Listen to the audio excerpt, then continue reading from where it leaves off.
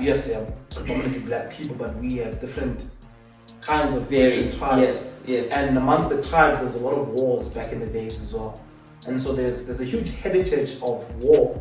And this is why, if you look at South Africa, and if you go and fight, whether it's a sports game, there's a song, war songs that we have.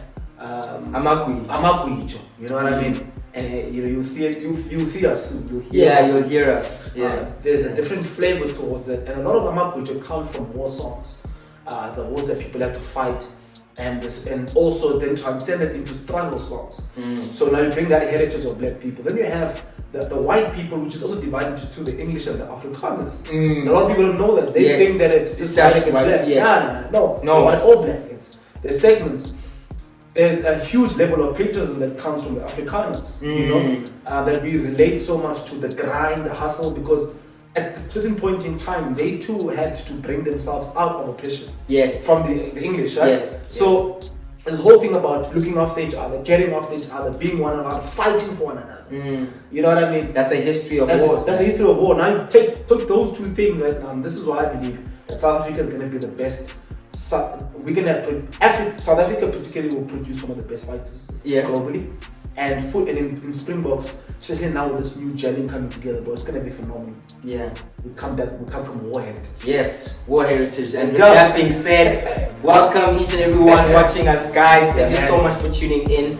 My name is Oros Mampofu. My boy is Neo Cheka, man, the one. And we're part of the Warriors Den, man. This is episode 2. It's about to get interesting. We obviously just gonna be keeping the conversation going, man. It's about the mindset, like we said. It's about war. It's about the sport. It's about the mindset. It's about the sport, you know. And I love in our conversations how it kind of always slips between the two. Really, bro. Who would have thought, you know, we'd be talking about the heritage itself? I mean, God. It was totally unscripted, but it kind of fits. Like now, I kind of realized that firstly, there is a way that people do choose to fight, and that is actually motivated and driven by the way they live. That's crazy, you know. And then when you think about even beyond that, it's not just about the way people fight; it's about the way that they live their lives. It's like it's really kind of interesting when you see those two things that you think wouldn't be relatable, and then you see now, the heritage of us as fighters back in the day, as the Zulu, as the Tswana, as the Xhosa, as the Pedi, you know, how those things have all kind of contributed to us being the warriors and the people that we are today. 100%. I think what we're doing right now, which is one thing that I appreciate, is we're showing that life in itself is very multi-dimensional. Yeah. There's not one way of looking at something. There's a couple of ways of looking at something, and the ability to cross-pollinate ideas. You take something here, you put it together here, and it just shows that life right now we're so divided as a world and as a country because people are trying to look at things unilaterally. So this is what I see, this is all that can be seen. You know what I mean? And so for argument's sake, so when you understand the different levels and the different ways of looking at it, and understand that life sometimes just needs art, life, you know, and you understand that you know the difference between art and science. Science is 1 + 1 is 2. You can't change that.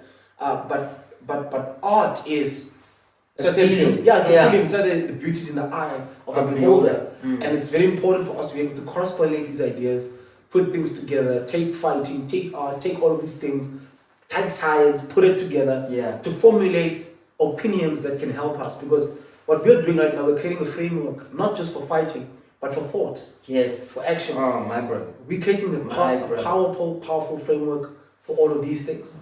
And man, I think we're gonna do phenomenal stuff, man.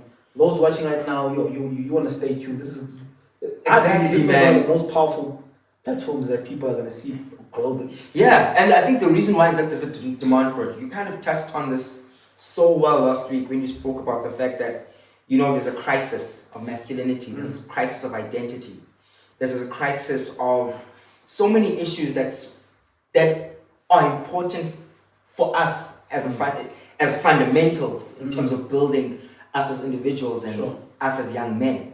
You know, we're facing real challenges. People are like depressed, left, right, and center. People are running to substance. People are running to, you know, so many different things to kind of on a deeper level to find a way to heal. Yeah. To find a way to fill this void that's kind of like, that's kind of like empty, you know. And I think that's why I think, platforms like this are so important, where men can really just have that conversation, a real conversation, and then put it together with a beautiful hobby that speaks to the art, of war, which is an experience that we're facing each and every day. War is something that we're going through each and every day, in one way or another, just on different levels and to different nuances, but at the end of the day, it's what we're experiencing. You said it when you said life is, what does Jordan Peterson say? Life is suffering. Life is suffering, and suffering. It's about managing the difficulty, managing the burden of life that actually makes you fulfilled. 100%. It's almost like if you're carrying a weight constantly, when you finally feel strong enough to carry it, you are actually more proud of yourself for your ability to carry it, and that brings you more fulfillment. There's no pride in weakness. There's pride in enduring and building strength. Does that make sense? That makes sense, man. Thinking about this, so I did a video, and thanks, by the way. So people should all check out my Instagram page now. It's about to change. Okay. So you showed me a video of what we should be doing when it comes to branding. So that I'm going again. I'm furthering my transformation, right? Yeah. Part of me, so I had a goal. I'm turning 30 next weekend. Right? And, it is next weekend. I'm turning 30 next weekend. Far away from my goal. So my goal was to weigh 100. I started the year off as 120. I'm now at 100. My goal is to be 85. Nowhere near 85, obviously. 15 kgs, can't lose in 1 week. It's unhealthy to do so. Yeah. But here's the deal. So part of me, as I approached August, I'm like, this is when you had the conversation. I felt a bit like latter days, I didn't have the same intensity at training. Because I felt like, I've already missed my goal. Then in our conversation, I asked myself, but even if I miss my goal, I'm not the Neo I was beginning of the year. Exactly. You know what I mean? Exactly. It's not the same. It's 20 kgs down. Yeah. And most importantly, that's crazy. If I keep on going, the person I'm becoming, and if I give in to this whole lackadaisical thing of the year's already ended, I've missed out on the goal. If I give in to that, it's gonna form part of my DNA blueprint. Yes. And how I do one thing is how I'm gonna do everything. And I need to get through this period of, okay, I'm disappointed that I didn't get this and that, but I'm grateful for this, but this is what I'm gonna do. That in spite of this setback, me missing this goal, me doing this, but here's what I do. I'm gonna keep on doing the things that's going to get me closer to my goal. Because here's the deal. I'm no longer 120 kgs. I'm much more closer to my goal than I am from where I used to be. Yes, sir. And so sometimes, I was talking about this, like, I get so fixated about the objective. The objective, but most importantly, the date of the objective. Yes. Think about this, right? You want to be free, you want to be happy, you want to be this. Is it more important that this happens on this particular day? Or that you're putting effort? Or you're putting effort towards it and you changing in the process. So, man, and again, that's the mentality we learn through a fight. It's like Leon Edwards losing a fight, 25 minutes. He's been beaten for 24 minutes, right? So he could easily go down the route of, I'm not won this fight. It's done. Yeah. I've not knocked out anybody since in 2 years. How am I gonna knock what out the champion? The champion. What he does is what he gives us his best. And it was his best that allowed him to completely change his life. Exactly. In one minute. In one moment towards the end. 100%. And that moment towards the end, number one, changed the course of his life. Sure. But number two, it made the stories that much more powerful. 100%. And this is why we resonate with the likes of, Rocky Balboa, the Eye of the Tiger. It speaks so much to us because it's the story of the underdog. The person that by the stretch of real logic or social logic or conditioned logic, we're supposed to look at a situation and say, no, this can't be possible. 100%. Not you. No, he can't do that, So when you hear the story or you watch the story of someone who previously can say, maybe not today, maybe not tomorrow, but better, I promise you, one day I will be champion, Because you know, when you listen, you're like, oh my God, Brandon Moreno at that time he was so far away from the objective. Yeah. You know, he was so far away from the objective, but despite that, his vision of accomplishing it was right there. 100%. You know, 100%. it didn't matter. He said, maybe not today, maybe not tomorrow, maybe not the next day, but better, I promise you, I will be champion. I will be champion. And that's the story. That's the story of the Eye of the Tiger. That's the Rocky Balboa story. You know, where you say that despite what I'm going through, despite the challenges that I'm facing, you know, I will persevere. And then on the last moment, when you pull it off, people now realize that, wow, okay, maybe I can do it too. Sure. And I think that the whole idea is to be able to give hope, you know, to be able to give hope to other people.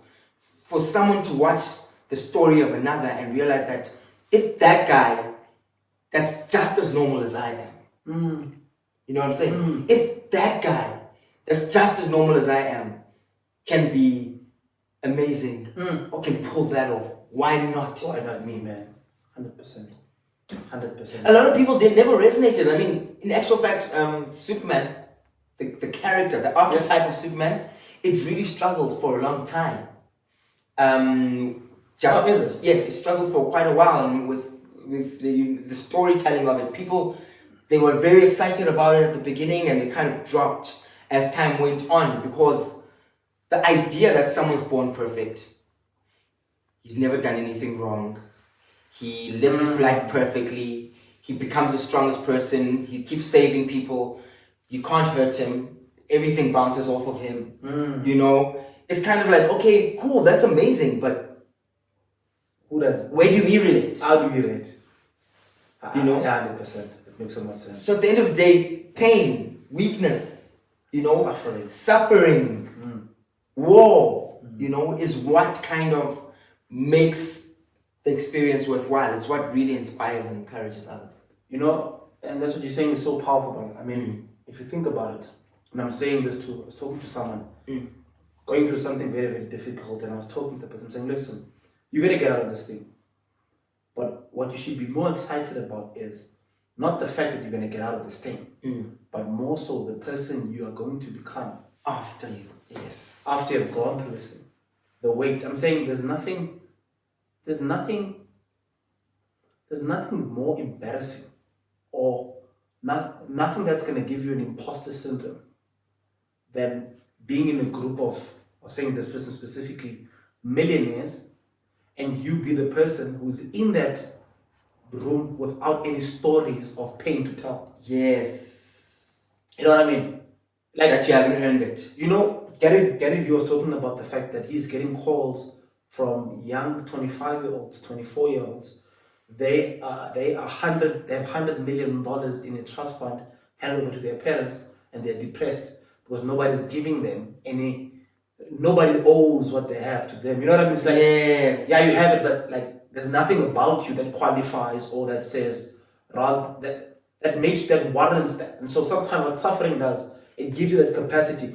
So going back to this now, because for you to go through something, you need to be prepared. There's an element of you that needs to be discovered that will give you the muscle to sort of overcome, right? Like a fight. Yeah. Conor McGregor asked the question, but what is giving you so much confidence? Says my preparation. Yes. The fact that I've prepared so much gives me confidence. And just like life, bro, like the more you prepare, the more confident you are. One of the best speakers, the number one speaker in Africa, Vusi Tembewa, now speaking, he said, look now, bro, one thing that gives me confidence when I walk up on stage, the fact that I know that nobody has prepared like I have.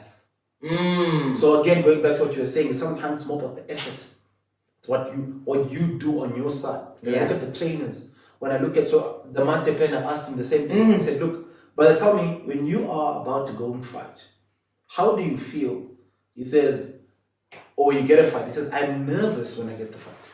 So whenever it is I'm proposed, there's a fight, I'm signing on the contract, I'm very nervous. But he says, but as I start training, I become more confident.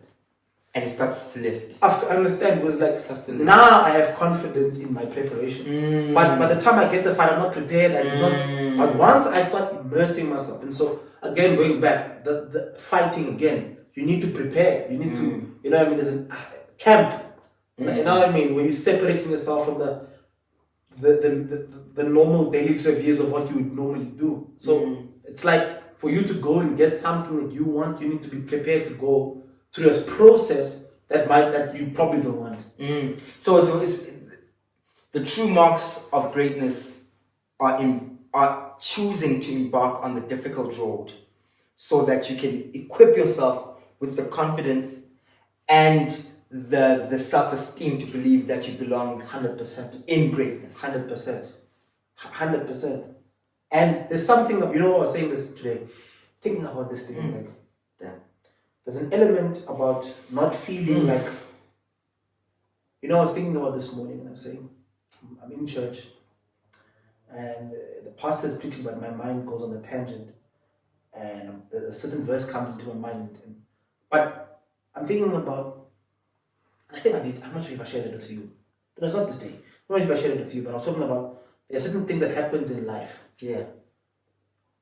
Where you really feel like, yes, you're not even supposed to be here. You know what I mean? Like, bro, how did I get? How did I make it? There's something about you feeling like you don't belong there. Yes. That makes the whole experience sweet.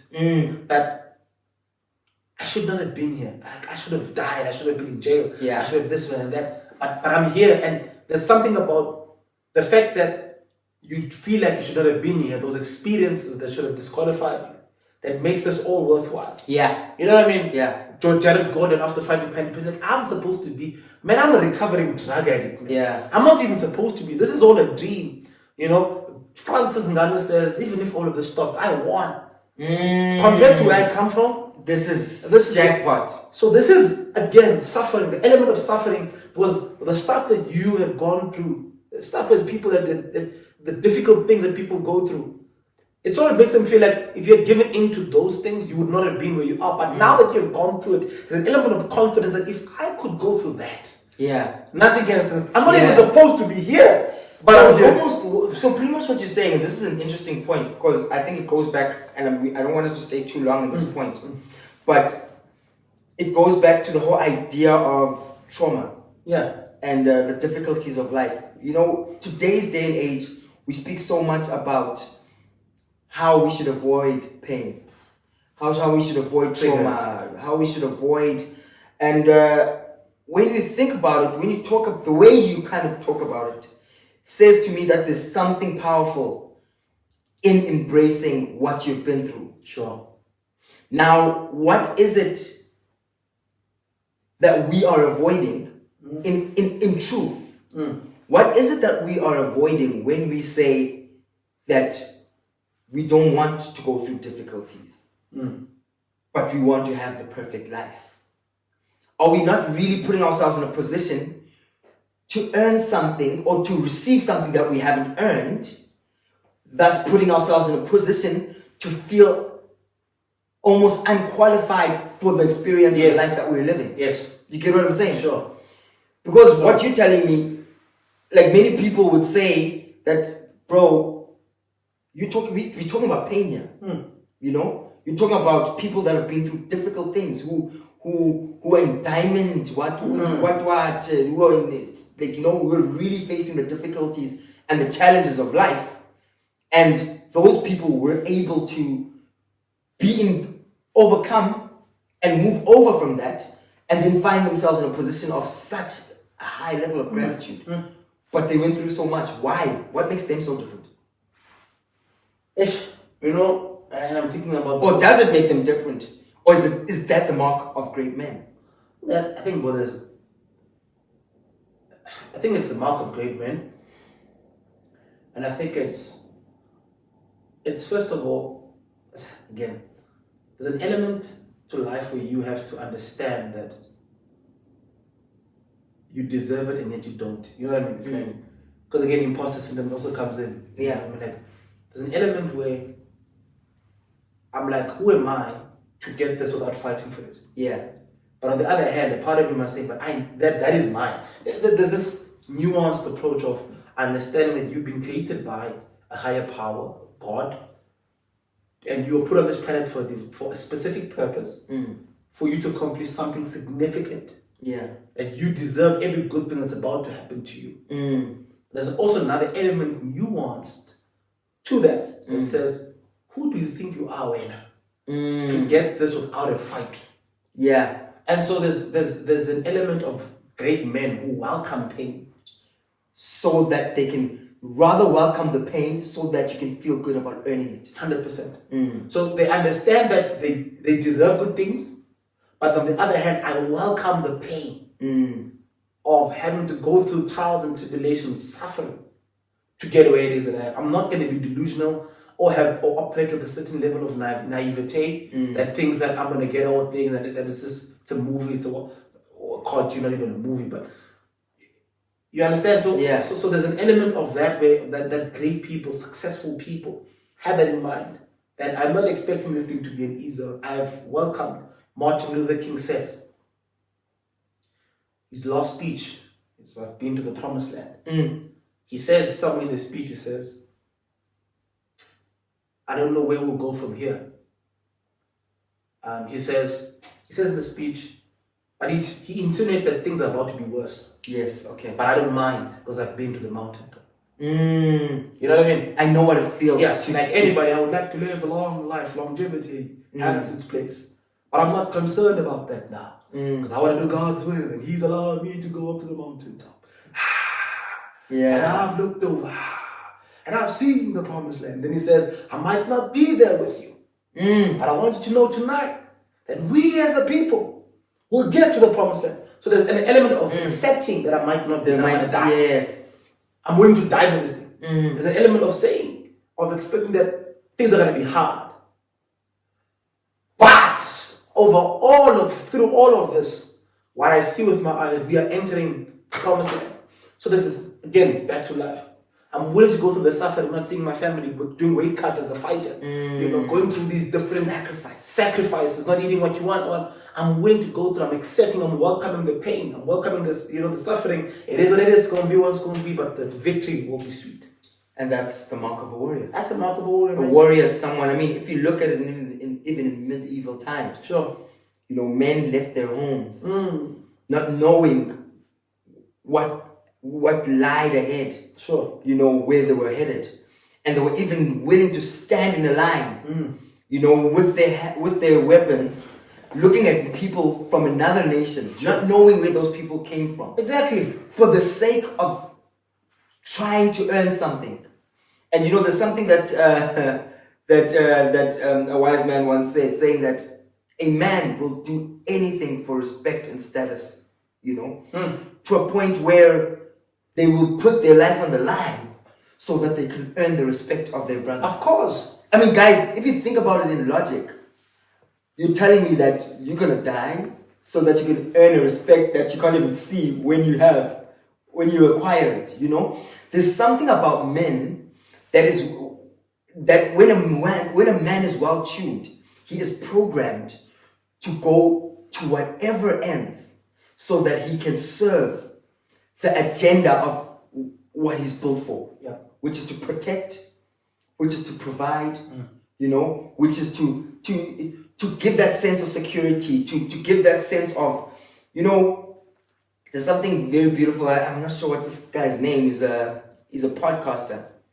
He's one of these podcasters, and he was saying that, I don't want to get too political about these kind of things, but listen, man, this is the Warriors' Den, so I guess where else are you going to have that conversation? We speak about feminism, we speak about all these subject matter, right now. But when a mother and a father, right, are standing outside the house, and the house is burning, and the two children are in the house, they're not going to be having a conversation on what needs to be done.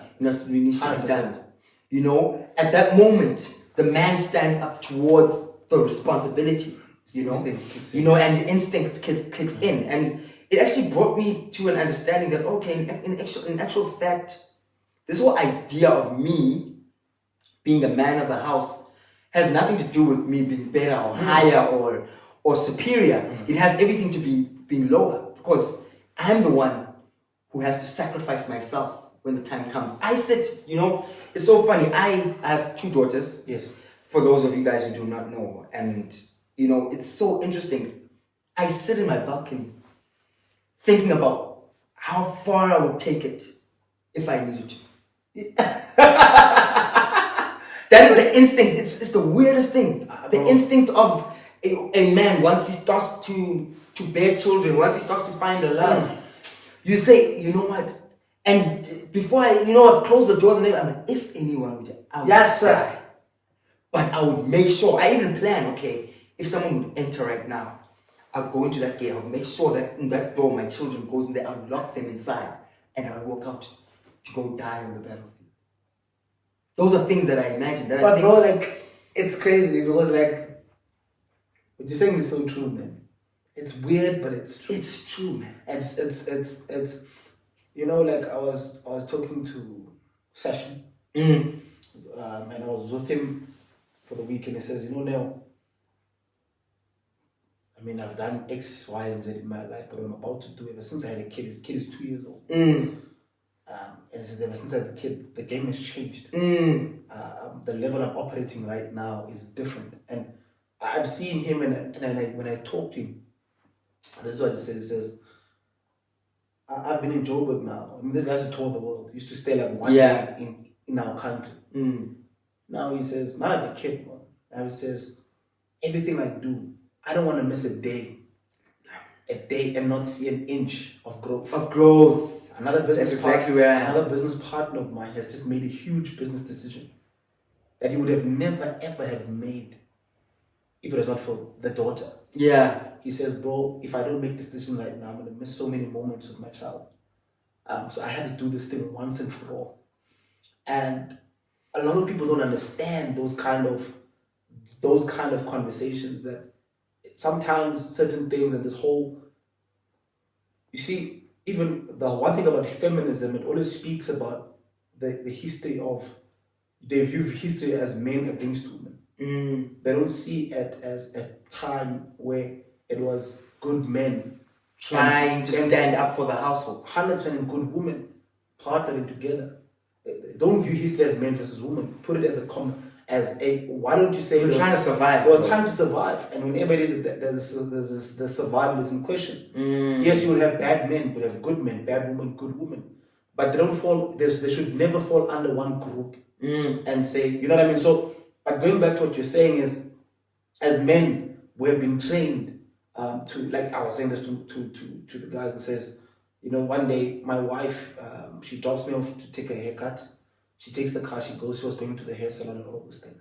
But I could estimate when she'd be back. And bro, when 2 hours went by, I gave her a call, the phone was off because I was load shedding. And she got stuck in traffic. I panicked, bro. I'm like, who the hell? What could it be? You know what I mean? I would kill someone. Yeah. Like, I would really kill. I would kill someone. Like, I don't care who you are, I don't care. But I will kill you if someone does anything wrong or says anything wrong. To me, yes. If you say to me, it's fine. I can take it. You know what I mean? So there's that element of, and it's so natural, so biological. You don't plan it. You don't plan it. You know what I mean?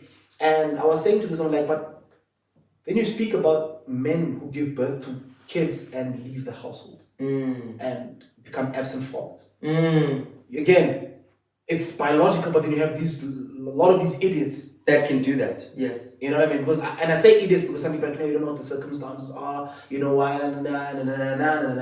but biologically, under which circumstances would you look at your 2 daughters and walk away from them?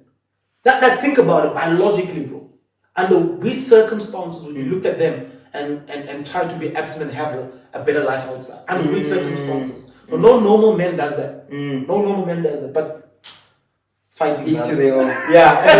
But I think no, but you're right though. Like, I think it goes back to what we're talking about, And I think the agenda with the Warrior's Den is to bring man back to his former self. And not saying to his old thinking, please don't get me wrong. We're not saying go back to your old thinking, but go back to your primal ways. Primal ways is the innate duty that a man has to protect, to serve, to provide. Bro, you know what I'm saying?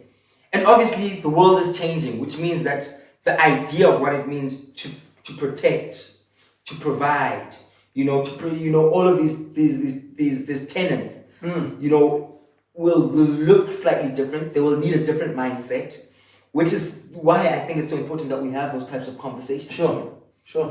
We talk about it. Okay, how should a man be thinking now as opposed to how he was?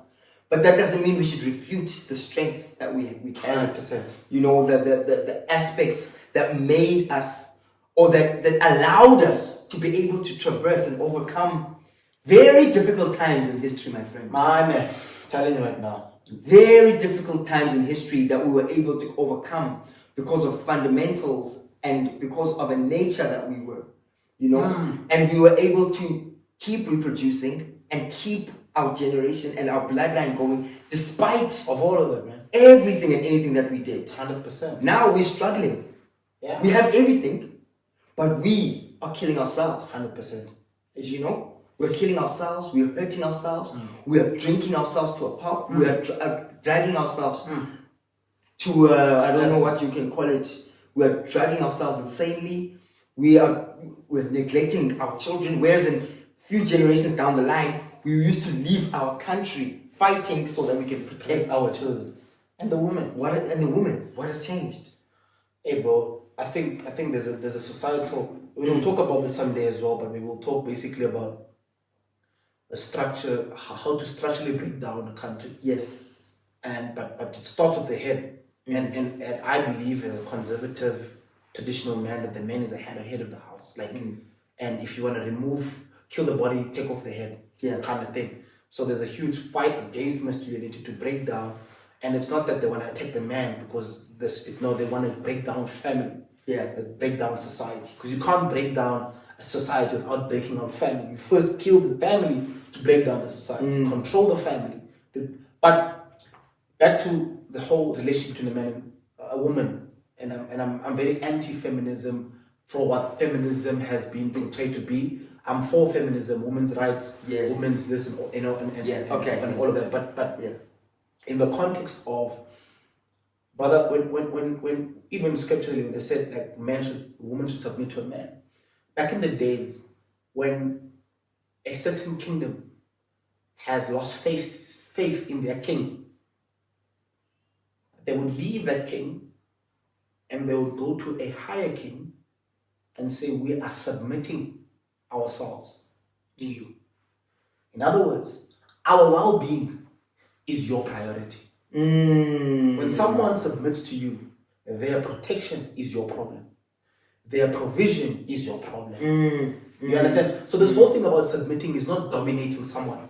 Submitting simply means that person's well-being, well-care, sanity, all of them, they are now your responsibility. You need to make sure that person's happy. It's your responsibility. Submission is key. They submit. They say, look, Oros, when your family comes and says, I'm submitting under you, your wife's and your kids' mental, spiritual well-being is your problem. I looked at Will Smith and I'm like, this guy, and I'm going to say it out loud, I'm like, this guy is some simp. Personally, when he said that, Jada's happiness is not his priority. Okay. He said that something like that where he's done trying to make her happy, and she should not try to make him happy. Everybody should be happy on their own. That's some. We understand. I think there's layers to it. But no. I think there's layers to that point. But I think I get where you go. I think there's layers. I understand, and I understand where the layers could also come in. Yes. That you should also engage in your own mental and self-development as a person. Yes. All of those things. But if you are to say that you are the head, that's, you know what I'm saying? It's difficult to be the head, and you have to take care of all those different nuances of how do you ensure that person is ready to the right there. Bro, it's not an easy thing. What I'm saying, it's not an easy thing to say that you're at the head does not mean that what you say goes. Yeah. It simply means, you know what I mean? Yeah, and I think for me, you know, I totally agree with you on that. And I think this is what I love about being a part of an agenda like this. Because for me, like, what we're trying to do is put men in a position to be able to manage the responsibility of the leaders. Yes. Do you get what I'm saying? Yes.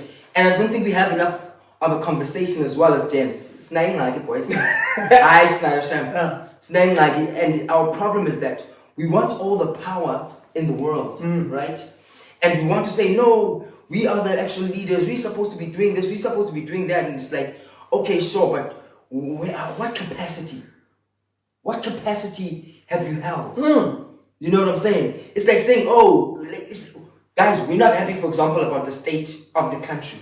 Sure. And that's because of the level of the leadership that we have, right? So we can't, the people can't be fighting and wanting leadership so much, but on the other hand, not considering what it takes to manage that leadership. Yes. Because it's painful to be under the arms or the hands of someone who is not managing you with the delicacy that you deserve. Do you get what I'm saying? So it becomes that balance, and I think we need to also understand that, okay, yeah, we want great power, but we also need to be able to manage and be equipped with great responsibility as we do that. 100%. So these things can go hand in hand, 100%. you know? And I think true mastery and true greatness in a really quality man is someone who can say, okay, I'm a leader. Okay, I expect to lead, but what does it take? You know, how much of me do I have to let go? And how much of me do I need to adopt? You know, you have to be able to let go of your boyish self, and you need to be willing to embrace your mannish self. You know, with that sacrifice. You know, and I think we could speak forever when it comes to this. You know, we could speak forever and with regard to this topic. I'm gonna speak I want us to delve more into this as we go along, and I think maybe we should make it a point that we actually even start having a conversation about what it means. What does it mean to really be a leader? What does it mean to be responsible? You know, because this day and age is like, live your best life, YOLO, right? But then where does duty come into that place as a man?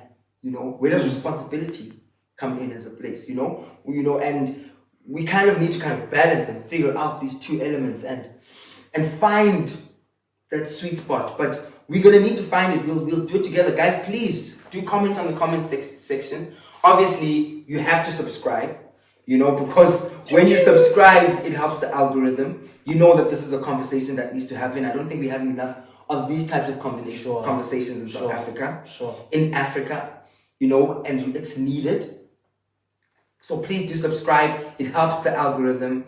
It really assists us to be able to grow. So if you appreciate this conversation and you feel like this conversation should be happening more, the way that you can show your support, you know, and put in a hand in this community is just pressing like and then pressing the subscribe, you know. So guys, I think there's many, but I want us to touch a little bit on obviously UFC. Yes. Firstly, I just want to talk about Conor McGregor. I'm going to bring this up for 2 seconds. Obviously, this guy is someone I really look up to. But guys, the guy is huge, right? And is that natty or is that Tony? Look, the guy's not natural, but I'm sure he's used some steroids. But I believe. But you can't say, and we don't want to be sued, guys. Already, I think allegedly. I think he's using steroids. Yeah. But I mean, why would he not be in the USADA pool testing if he's? He had to get up, and there's no reason why you remove yourself from the USADA pool. Yeah. If he did not retire from the sport. Remember, the only time you take yourself out of the USADA pool is if you have retired. Yeah. And officially then go back again. But I guess he's also in a money position where he could choose to retire or not. He could. So maybe he's... But he has not made that statement. Yeah. So it is not for retirement, but I feel like for him to recover from his foot, he had to take steroids. Yeah. He just had to. Of course, like for full recovery. Yeah, for full, and some kind of growth hormone, some kind of. Yeah, I'm sure he's on human growth hormone. He's on a TRT, testosterone replacement therapy. Was look at his jawline and his. I mean, think about it. Like Conor is aggressive now. Conor on steroids. You know. But I look forward to seeing him fight. What do you think? Do you foresee the fight with Chandler happening? Yes. I mean, obviously we saw Justin Gaethje and Dustin Poirier. Yes. They went at it. Justin Gaethje won. Conor called him out. And Conor always calls everybody out after a fight. Yeah. Always. That guy will call out Francis Ngannou with that guy. He's always calling people out. Yeah. You know what I mean? Yeah. I think the fight that will definitely take place is between Chandler versus McGregor. I think that's the fight that's going to take place. I can actually put my money on it. And that's the fight that's going to take place. And I'll tell you why. Guys. And I'll tell you why. One, Conor needs a fight that's going to bring him back to the W. And, okay. And he's more than likely to get that against Chandler than against Gaethje. Yeah. Why? But you know that he did tweet saying that he's going to go beat Justin so he can get the BMF and do a trilogy with Nate Diaz. Yeah. I'm sure we can. I'm sure you can see the tweet somewhere. Yeah, I know you can. You can. You see, but again, like this guy tweets 1,000 tweets. Generally speaking, like this guy. Remember, Conor's a businessman and he rides on hype, and if something happens, he's gonna say something that's regarding that. But the fight that's gonna happen. Think about it. Like already, the UFC have spent millions of dollars on the TUF, the Ultimate Fighter, between McGregor and Chandler. And there's a lot of heated things taking place there already. Yeah. So you have all that content, and you're not going to be able to use it to promote your fights. And you already told people that these guys are going to fight at the end. You know. But my question is that if that was the case, they came from the Ultimate Fighter. Why aren't they maintaining the hype? Why aren't they maintaining the hype, guys? We are literally in December. I think it's the uncertainty for Conor's sake whether or not he will be ready by December. And that's what the UFC said. But if you think about it, like this guy's not entered the USADA pool test, and yes, we know that Conor, has money, but the USADA, they are an independent board, and you need to get into a fight, and you have to have about, I think, a 5 to 6 month testing window before your first fight. Yeah. So he's not in that fight. So it kind of puts the UFC and everybody, because think about it, like Michael Chandler, he should have fought by now. Yeah. You know what I mean? Michael Chandler should have fought by now, because he's that guy. He likes fighting. He's always fighting. Yeah. But why would he stay out for so long? Because he's getting himself ready for Conor. So I feel that's the fight to make. That's the right fight to make. That's the most exciting fight to make. Yeah. Then Gaethje right now, I think also it's not a big. There's not a contrast amongst the fight, because I think Gaethje will walk over. Okay. Like it's too much. The momentum. You feel like it's too much for. It's too much for Conor. Yeah, I think the momentum. I can get you on the momentum, because this guy has been active, and he's been pulling fights of the night for the last.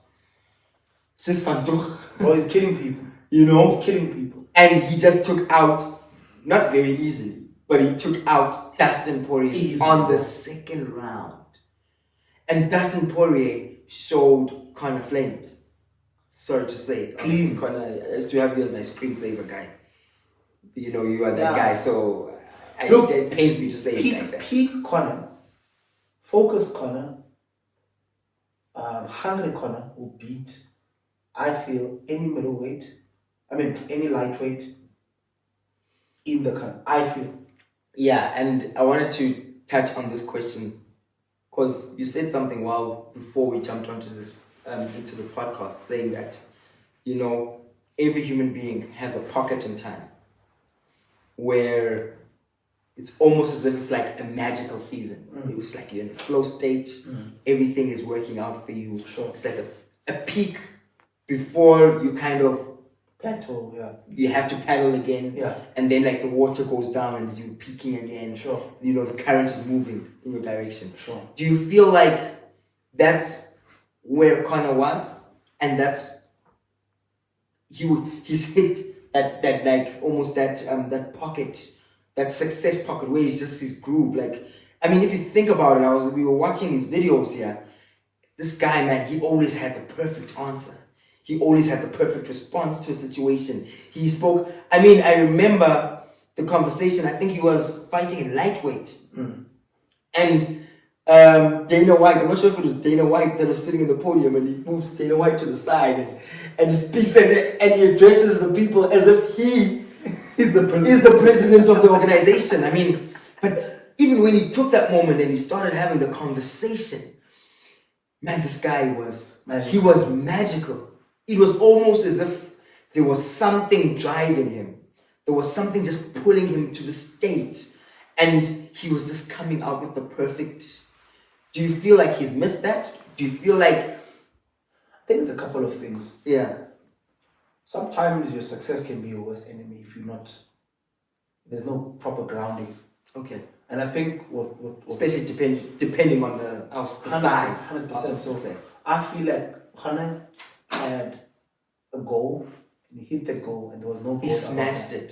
There was no goal above that. He didn't just hit. He smashed it. He tortured that goal. Yeah. His goal was very simple: to give himself, give his parents a life that they never have to live again, to fight again. I mean, to work again. His girlfriend. A coffee every week. For coffee every day. For every day, yeah. Of the week.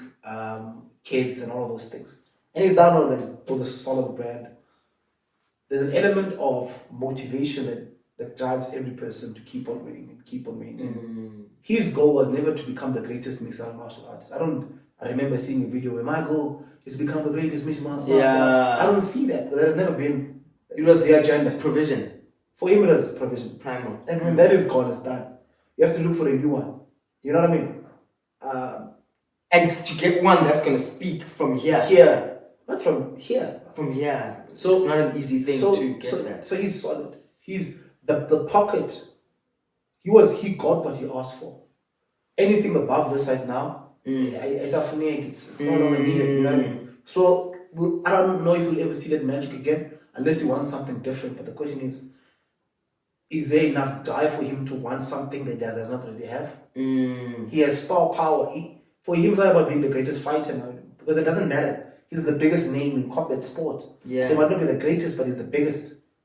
You know, he's the biggest name in combat sport. Maybe the second biggest name next to Mayweather. Yeah. You know? Yes. But again, bro, like you have to think about those elements of that. Izzy, it's a different game. Yeah. Izzy has he's crafted a path, and that's what I was saying to you. When Izzy's done with Drickus, I see him when he's done with Drickus. Yeah. Hold up. What do you mean when he's done with Drickus? Or when Drickus is done with Izzy? No, when he's done, he'll beat Izzy like Drickus, bro. No. Okay. I love Drickus. Ik is trots op jou, mijn broer. But I'm telling you right now, it's no problem. Izzy's gonna finish. Of course, because Robert Whittaker, he was able to, was Robert Whittaker not like dismantled in a way that no other fighters ever been able to do it? Like Izzy? You mean like Izzy? Izzy. When was that not? No. Drickus took Robert Whittaker out on the second round. Izzy did the same. Second round. The first fight. It wasn't the second round. It was the second round. Guys, please comment in the comment section, and I need someone to. Was not the second round. Because it was not. It was either the third or the fourth round. But it was not the first. Can you check it out quickly? Fact check. Yeah, please check it out. The first fight. Robert Whittaker versus Drickus. Duplessis won. And Izzy knocked Whittaker out. It was out. It was not a referee stoppage. But it would have been though. What? Dude, he was. No, he was like this. And then after that, he came up like this. He was overwhelmed. Izzy did not overwhelm him. Izzy knocked him twice. Okay. In the first round, he knocked him. Okay. In the first round, he knocked him out, isn't it? Yeah. True or false? No, he did. Knocked him down in the first round. Second round, finished. The first or the second? We need to watch that properly. We can. Yes, please. Yes. Okay, so 2019 October, which was the first one. Please speak loudly. Easy knocked Whittaker on the second round. Was it the second round? Yeah. What minute of the second round? 3 minutes and 33 seconds. 3 minutes and 33 seconds. Okay. Yeah. Robert Whittaker did it in one. Was it not in the first minute? I mean, Drickus did it on the first minute, on the second minute. Checking. Please do check. But I mean, if you have to put the two fights together, even Easy's winner is more spectacular. This is more okay. You know what I mean? But like, if you want to take it there, for me, my opinion on this, right? Firstly, I'm a lover of the so-called underdog, right? Okay. Number two, I believe that there's a degree of heart and patriotism and dog in the fighter that we don't understand when it comes to Drickus. And I think we undermine it too much. It makes sense when someone is dominated for so long. Just the same, everyone undermined Leon Edwards when Kamaru Usman was going to fight him. He won, and then Kamaru Usman was so sure that he was going to beat him on the second fight. The whole world was. What did Leon Edwards do? Once he understood and he had built a sense of confidence, he dismantled Kamaru Usman. So we need to understand. So I think I get you. It's very difficult to have faith without works. Zala, I really understand. So, for example, I don't believe in the underdog support. Yeah. Because you know that also. He's done a spectacular job. No, but I understand. But I'm not. But he's going to be an underdog because of his body of work throughout the last 2 years. Having this conversation, I have a friend of mine as well who loves underdogs. Yeah. And I'm saying, but I don't love you because you're an underdog, or I just love you because of what you're doing currently right now. Yes. Like, I favor you based on that. Yeah. Because one day you are going to be a non-underdog of your industry. You probably are right now. Mm. And there's an underdog coming. So just imagine now people saying, hey, I want to support that underdog. Oros has already done it. And so the consequence, kind of not appreciating what you're doing as a champion right now of your industry. Right? Yeah. So I'm more about what you're doing right now and what you're delivering right now, you know. For me personally, Adesanya is... I love what Drickus has done, but I like all of those things, and I don't even undermine him. I just don't give him a fight against Easy. I know many people didn't give him a fight against Robert Whittaker. They thought that the Robert Whittaker would be more of a difficult fight than Israel Adesanya. 100%. But now that you have, if you look at it retrospectively, you understand why. Because I understand why that someone like Whittaker does not really possess much of a threat. Yeah. Especially if you understand his patterns. I saw that if this guy's not doing a 1-2 kick over, if he's not stepping in, stepping out, if it's done for him. If he's not coming with a left hook or with a left hook or a double jab, triple jab entries, all of those things. It's not that it's done, you know? Yeah, can you switch it off? Yeah. So for me, I kinda can you switch it off? Yeah. Good. I kind of feel like that to me is a... But look, bro, Easy, if Drickus wins, how will he win, bro? Like, let's talk about it. Like, how, if you look at how he wins, how does he win against Easy? Okay, let's talk about number one, his grappling abilities. Let's talk about his ground and pound. Does he have better grappling abilities than Derek Brunson? Than who? Derek Brunson. Why not? Yes. Better grappling skills than Derek Brunson. Dude, we haven't seen Drickus' grappling, but he's dismantled everyone he's been on the ground with so far. No, but he didn't beat Derek Brunson on the ground. Like, it was not a ground. There's not a ground win. He's good on the ground. But I'm saying is that, like, you can't say that he's gonna totally dismantle Easy on the ground. No, but I'm not saying that. We all know that it's not his biggest strength. 100%, but there are people who have bigger strength in grappling than Easy did that could not touch Easy. Of course, because his takedown defense is remarkable. Yes, and his distance management is impeccable. That's not a question. 100%. But we all know that even when you look at the way that Drickus punches, his punches are very extended and he covers ground very easily. Yeah. So I'm not saying one is going to win over the other, but I think we're trying to look at how he would win if he had to win. Yes, but So, my point, right, sure, is that I think it might be a little bit disrespectful to say, hold on, it might be a little bit disrespectful to say when Israel is done with Drickus, as if he's just going to be another passing prospect in the entire game. I don't believe that's the case. What do you believe? I believe that it could and will be one of the toughest fights that Israel Adesanya has experienced. Because nobody else, for example, has been able to take out Robert Whittaker. It's only been the last two guys in the last 9 years. Yeah, but Whittaker gets dropped he got dropped twice. He gets dropped almost by everybody he fights, bro. But nobody has... He gets the only thing about Whittaker is that when you drop him, just finish him. That's the only difference Drickus did against Whittaker. Was that when he dropped him, so what's your prediction? On what? On a potential fight. Against Izzy? No, Izzy just outsmart. I don't think he knocks him out. I just think he outsmarts him. Okay. I think he leg kicks him. This guy is gonna start switch. So Paulo Costa type of an experience. Not really. I think what Izzy's gonna do. I feel like Izzy's gonna do. Izzy's gonna do more a lot of boxing in this fight. I don't think he's gonna kick to the head or to the body a lot, but Izzy is going to do a lot of jabs, leg kicks, kick, leg kicks, move around, but he's gonna be more boxing orientated. And he's gonna strike this guy. This guy's gonna try and pressure Izzy. One thing about Izzy can move around for 25 minutes. Yes. Non-stop. So he's not gonna get tired. You're not gonna pressure him into something, into something. And if he thinks that he's going to do those defenses that he did against Whittaker, you're not gonna shout Izzy.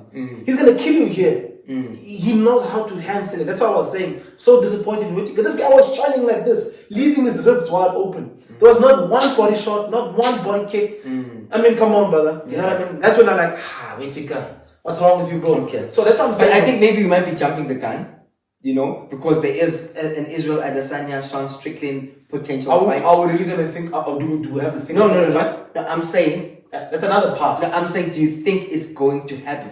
Which fight? one? Let's start at the beginning. Which one?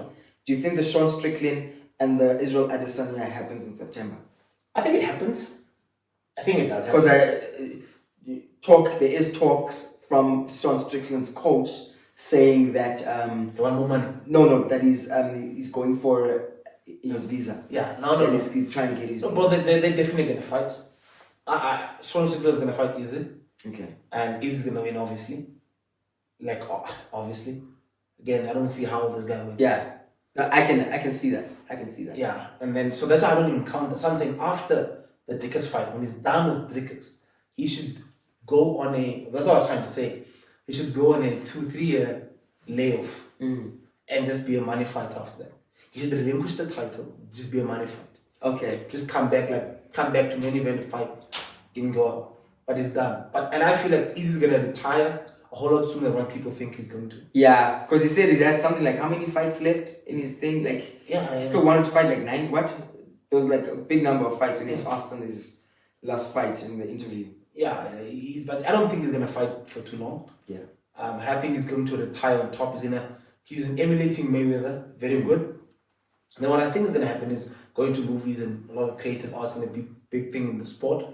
And I would appreciate that because he's done what he wanted to do. I don't think he should stay longer than what he wanted to be one of the greatest middleweights of all time, and I think he is. I think he has surpassed Anderson Silva. Yeah. Right now, I think his stories are bigger than Anderson Silva's. His defenses are bigger than his. And for me, Izzy should just fight 2 more fights and then he's done. Wait, does he have more title defenses than than Silva? No, he doesn't have more title defenses. But when he finishes these 2, then he'll overtake him. But I think about also when this guy came in, I think his second fight was a title fight. Anderson? His second or third fight was a title fight. Is that the case? Yeah. He had a very short run. Because at the time, the division was very new as well. So like there's not a lot of things. So there was a lot of, you could just come in today, your first fight, your second fight is a title fight. Okay. So he didn't have. Now it's much meatier. It's much, you know what I mean? So that's another thing. But if you take the big names that Easy has beaten versus the quality of big names that Anderson has beaten, can't compare them. Yeah, I think maybe we should do a greats breakdown. You know, battle of the greats. Sure. Where we have, one from that era, maybe. But who's your favorite? Who's the greatest fighter of all time? For me, John Jones. Okay. No question. John Jones, brother. John Jones. Not Khabib, man. So he's not my kind of fighter. So you have your Mount. He's remarkable, but also your Mount Rushmore fighters. You have to pick 5 of your best fighters. Who would it be? Mount Rushmore. Okay, for different reasons. And for me, when I think of a fighter, I consider him in the traditional sense that I've always identified and connected with fighting. Sure. I don't believe fighting, like for example, who would make it in a war zone? For me, I don't think Khabib would make it in a war zone. The reason why is that grappling works perfectly when there are rules, right? But when you come close to me and you're trying to do a triangle, I bite your balls off, or I bite your thigh off. Those are things. And I'm not saying that those moves aren't implementable, right? They are very implementable. But I'm saying that for me, I would pick based on survival in a war zone. Sure. Right? Number 1, John Jones, top of the food chain. Sure. Right? Number 2 would be of all time, eh? Yeah. Then it's who's the guy? Jorge Masvidal, because Masvidal. Yeah, Masvidal. Manzala. And then my guys could beat up your guys. Jorge Masvidal. I'm talking war zone. Okay. I'm talking war zone. Okay. Because there's some people that they can fight, but they don't have the mentality to make it out there. Okay. And then who's the guy who brought Masvidal into the UFC, into street fighting? Kimbo Slice. I think Kimbo Slice. Let's add Kimbo Slice in there. Obviously, George St. Pierre. Okay. George St. Pierre, and then I'll need someone in the heavyweight division that I think would be crazy. Brock Lesnar. Hey, that's a weird fight. Yeah, but those guys would kill in the world. Man, no, I don't think about best fighters because they won the most or whatever. I'm thinking those guys are ruthless. Those guys would get bloodied up and they would survive. Those guys are like my Avengers. But they'll die first. They'll be the ones to die first. Die first? Kimbo Slice, man. He'll die first. He'll be the guy that fights first but dies first. Is what I am. Yeah. Okay, what's your top 5? And then we can check out the next card. Is John Jones easy? Okay. Kamaru, the Usman. Francis Ngannou. Okay. Yeah? Francis is a good one. Francis Ngannou. And John Jones and Francis is a good one. Number 5, favorite of all time. Alexander Volkov. So that's my 5. Okay. Yeah. No, for me, Alexander is one of the greats, but I wouldn't put him into that pocket of top, of my greatest crazy fighters, like my Avengers. Okay. Like if I had okay, I need 5 fighters to fight against your fighters, I'd stick to mine. Maybe I would, maybe Francis Ngannou, I would switch over for Brock Lesnar. But otherwise, I'm pretty. Because I just know that Kamaru, if take Kamaru, put him against Masvidal, will kill him. So out. Oh, Masvidal, yeah.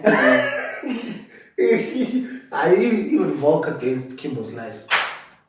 Volkanovski, Yo Romero, someone I think I've forgotten, but he's one of those. I'm talking about top 5 fight, my badass, okay. street fights. Okay. But those are the guys I'll take anyway. Yeah. Easy will be a sharpshooter. It's not the guys who's gonna get messy. Yeah. Even though you can. But yeah, let's Okay. go on the next fight. Let's talk about so we've got Aljo. Huh? Is it Aljo? The Aljo fight? Yes, Aljamain Sterling versus actually, can we have an episode where we do a proper prediction about this? But do you want to rate the card out of 10? Give it a 5. Give it a 5. 5 out of 10. Why is that? Like what's not in? I mean, okay, like the only 2 fights I'm really excited about, maybe 3 fights out of the card. Well, I'm not excited, just looking forward to. The main card, obviously, Ian Gary. I don't know who the guy is. Yes, Ian Gary's good. I don't know who's he fighting. Oh, okay. I just know him. Okay. Then you have Zhang Weili. Yes. Who else? I don't know. Yeah. Like, Yeah, I'm also pretty keen to see how Cody Garbrandt goes back into the. Nah. But you feel like he lost. I want Cody to fight Cameron. Cody. That would be a dope fight, bro. Cody versus Cameron. That would be a dope. I want that fight. Then I'm like, okay, cool. But otherwise, these guys. I think the fact that Sugar Sean O'Malley's on that card, it's gonna draw enough people. Yeah, but it's not a super. The card itself is not like one I want to be there from the beginning up until the end. Yeah. So that's my rate, but we'll do predictions later. Jeez, but 5 is harsh, eh? I'll give it a 6. Ziyafana! Yeah. Since I got you veteran, you're that vet, eh? Guys, thank you so much for tuning in, guys. I love today, bro. Right? I love today. Good chats. Yeah. I think I loved it. You know how good combination of cross-pollination. Cross-pollination. Exactly. Too. I think let's keep the fire going. We'll see you guys in the next episode. Like we said, guys, please do subscribe. Please do like.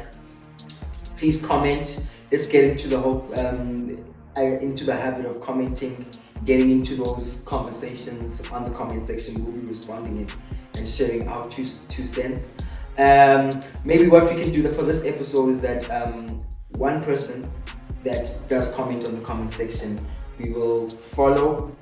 We will put you on our stories, both of us, just to say thank you. So we'll pick one comment, so one person that has commented, that has liked, and that has subscribed, and we'll put that person out. So please, guys, show some love. It works for the algorithm. Appreciate y'all. God bless, man. God bless, man. Coming from the Warriors Den.